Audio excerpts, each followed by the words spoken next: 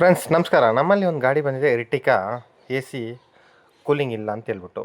So ನಾವು ಎಲ್ಲ check ಮಾಡಿದ್ದೀವಿ, ಎ ಸಿ ಗ್ಯಾಸ್ ಚಾರ್ಜ್ ಮಾಡಿದ್ದಾರೆ ಅಂತೆಲ್ಲ ಹೇಳಿದ್ರು. ಸರಿ ಆಯಿತು ಅಂತ ಒನ್ ಬೈ ಚೆಕ್ ಮಾಡ್ಕೊಂಡು ಬಂದರೆ ನಮಗೆ ಸಿಕ್ಕಿರೋದು ಪ್ರಾಬ್ಲಮ್ ನೋಡಿ. ಕೌಂಟ್ರ್ ಮೆಜರ್ ಎಕ್ಸಾಕ್ಟು ಈ ಬಂಪರ್ ಒಳಗಡೆ ನೋಡಿ, ಎ ಸಿ ಕಂಡೆನ್ಸರ್ ಅಂತ ಬರುತ್ತೆ ನಮಗೆ. ಈ ಕಂಡೆನ್ಸರಿಂದ ಏರ್ ಕ್ಲೀನಾಗಿ ಪಾಸ್ ಆಗಬೇಕು ನಮಗೆ. ಈ ಪಾಸ್ ಆಗೋ ಏರು ಫುಲ್ಲು ಚೋಕ್ ಆಗಿದೆ. ಚೋಕ್ ಅಂದರೆ ಆ ಕಡೆ ಏರ್ ಪಾಸ್ ಆಗ್ತಾ ಇಲ್ಲ. ಸೊ ಈ ಕಡೆ ಇವ್ರು ಏನು ಮಾಡಿದಾರೆ, ನಾನು ಕೇಳಿದೆ, ಸರ್ ಎಲ್ಲಿ ಏನಾದರೂ ನೀರಿರೋ ಕಡೆ ಏನಾದರೂ ಹೋದ್ರಾ, ಆಮೇಲೆ ಹೆಂಗಾಯ್ತು ಇದು ಅಂತೆಲ್ಲ ಕೇಳಿದ್ರೆ, ಸೊ ಅವ್ರ ತಮ್ಮ ಏನು ಮಾಡಿದಾರಂತೆ, ನೀರು ಫುಲ್ಲು ಅದು ಒಂದು ಬೇಸ್ಮೆಂಟಲ್ಲೋ ಎಲ್ಲೋ ಒಂದು ಕಡೆ ನೀರು ಇರುತ್ತಲ್ಲ ಅಂಡರ್ ಪಾಸ್ ಹತ್ರ, ಆ ನೀರಲ್ಲಿ ಫುಲ್ ಫೋರ್ಸಲ್ಲಿ ಹೋಗುವಾಗ ಇದು ಫುಲ್ಲು ಚೋಕ್ ಆಗಿದೆ. ಸೊ ಫುಲ್ ಬ್ಲ್ಯಾಕ್ ಆಗಿದೆ. ಸೊ ಇಲ್ಲಿ ಈ ಥರ ಇದ್ದರೆ ನಮಗೆ ಎ ಸಿ ಕೂಲಿಂಗೇ ಬರಲ್ಲ.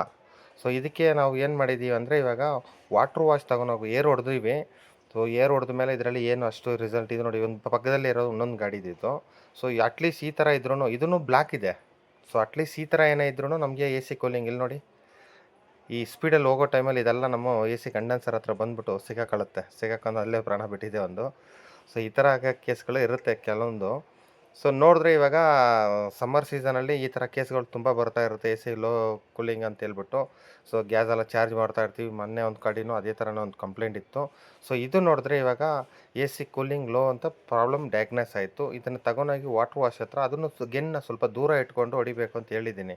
ಸಡನ್ನಾಗಿ ಹತ್ರದಲ್ಲಿ ಎತ್ಕೊಂಡೋಗಿ ಏರ್ ಹೊಡೆದ್ರೆ ಬ್ಲ್ಯಾಕ್ ಆಗುತ್ತೆ. ಈ ಕಡೆ ನೋಡಿ ಸ್ವಲ್ಪ ಫುಲ್ ಆಲ್ಮೋಸ್ಟ್ ಫ್ರೀ ಆಗಿದೆ.